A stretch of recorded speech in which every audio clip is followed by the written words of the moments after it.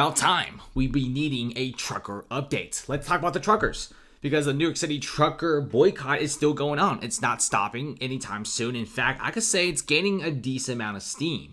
So what's going on is Trump fraud trial, forced to pay almost $400 million. You also have New York doing all sorts of really sus things to him. And it could be that it's political bias, which is what many people are saying. Another thing is they just want Trump's money. And maybe I guess Trump is just too successful. And the scary thing about this is New York is being very suspicious in terms of just plucking anyone off the side of the streets and charging them with the real estate fraud. Because if you really look into it, Trump feels kind of innocent in this situation. And it seems like a lot of other real estate developers are doing even more questionable things, but New York doesn't really care. In fact, you can kind of say that Trump's case is very odd. And it got so bad that the New York district attorney is also perhaps might even see some of his buildings. You also got the New York governor saying that other businesses and investors shouldn't really be worried. It's mostly just a Trump thing. It's not really looking so good for New York City. Check this out. You got the real trucker Jake here. He pretty much talks a lot about the trucker boycott.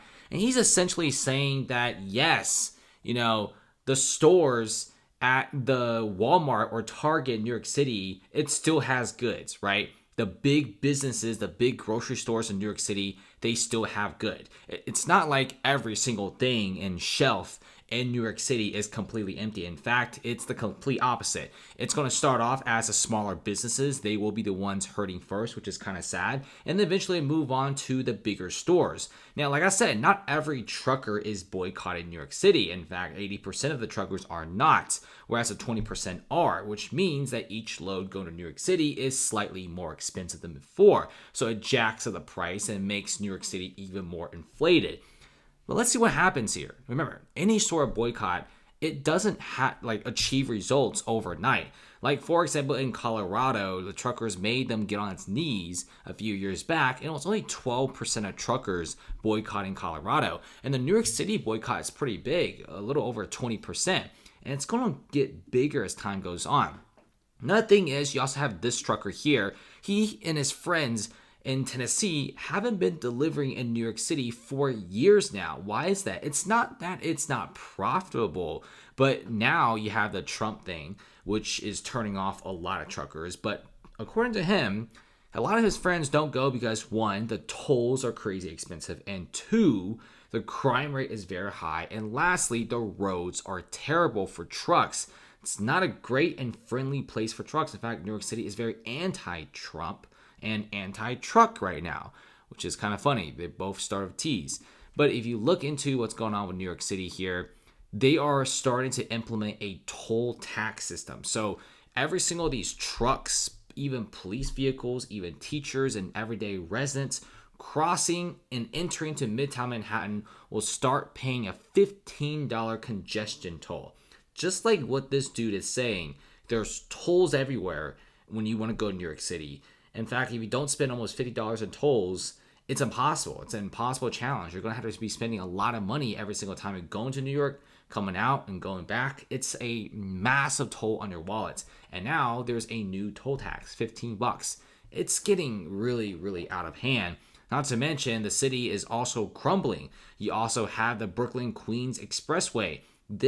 People analyze this. There's whole entire videos about just this expressway alone and how it's on the verge of collapsing. And it's not just that, but several other roads leading to New York and in New York City itself are crumbling. They're doing really bad. They're very old. New York City has very old and crumbling infrastructure they could easily pay for, but instead they spend $10 billion a year on the migrant crisis. And they're like, you know what? Let's just let the highways rot and let them crumble like this. And no wonder truckers don't even like New York City, even before the trucker protest. Check out what this guy is saying. I feel like of all the truckers out there, this guy offers some very simple, cold, hard truth information. What he is saying is, obviously, not every single trucker is boycotting New York City. In fact, it's the other way around. Most truckers don't care. They want to make money. There's nothing wrong with that. I respect that. Money is very important.